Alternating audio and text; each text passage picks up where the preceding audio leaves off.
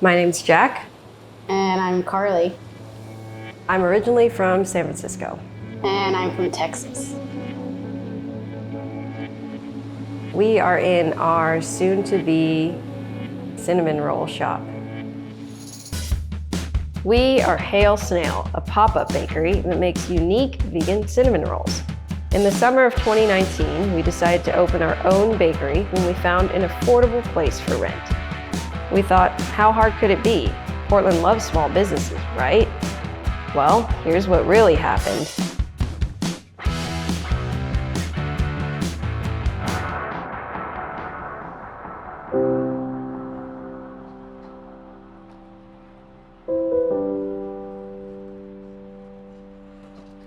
We found a place that was in our budget randomly. We were trying to make the food cart work because we were under the impression that that was going to be our only option. Jack randomly found the ad on Craigslist for the interstate spot, and I made them drive there immediately. Yeah, it's where it started. Yeah, that was about 6 months ago, I think. So to open, I thought we would just need to make sure we're in compliance with the health department. So I called them and they said, for your bakery, you'll need a 3-compartment sink.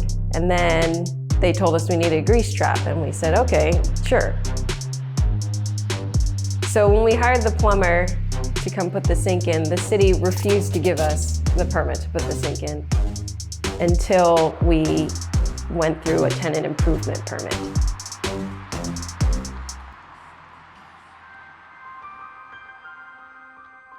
So when we found out we needed the tenant improvement permit, we paid an architect to draw up some plans of our space. And he said, go ahead and try and bring it down to the city and see what they say. And I was hopeful. At that point, I thought maybe they'll just check this off and I'll walk out of here and we'll be done. And I go to the second screen counter and they won't even let me submit it. And they have me talk to all these people about all the things that they had a problem with. So they would just pull up Portland maps and zoom in and look for things that they didn't like. And they were basically staring at my plan to find things that they could say were wrong. That's what it felt like.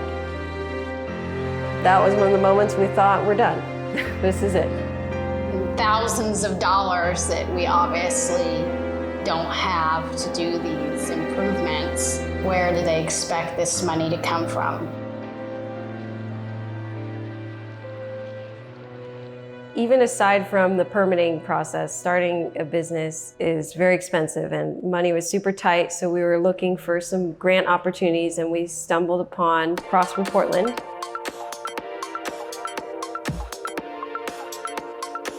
And we applied and got accepted for a grant.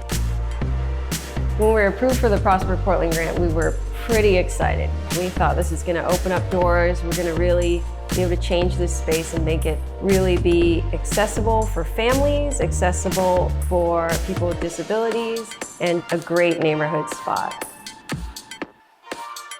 So we were really excited to have the Prosper Portland grant, but turns out we have not been able to utilize it. So we had our architect draw up new plans, and I brought them down to the city, and they finally let us submit it. But then they told me that it could be 3 to 6 weeks before they even look at it. So we're waiting to hear back from the city, and then one day the architect calls and he says, I have some bad news. He said, this might kill your project. They are trying to kill your project. And I said, well, what could they possibly want? So we got approval from a lot of different departments on our permit, but the Portland Bureau of Transportation had a large wish list that they wanted us to complete before they would sign off on our permit. They wanted the property owner to donate land permanently to the city. They wanted us to shut down the MAX station, shut down Interstate Avenue, and demolish and completely rebuild the sidewalks there.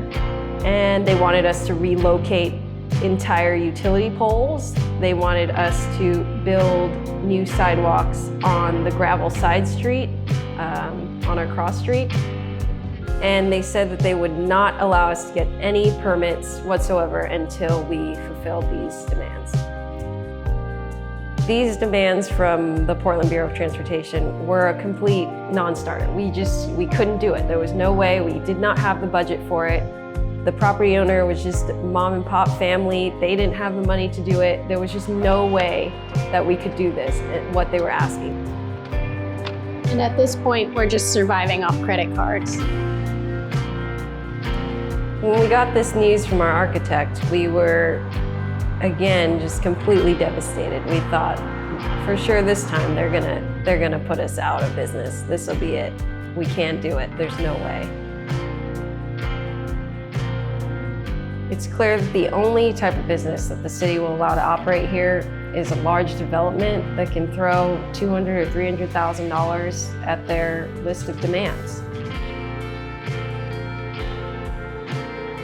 It doesn't seem fair to me that they're holding a 400 square foot bakery in an existing building to the same standards as a $10 million apartment building.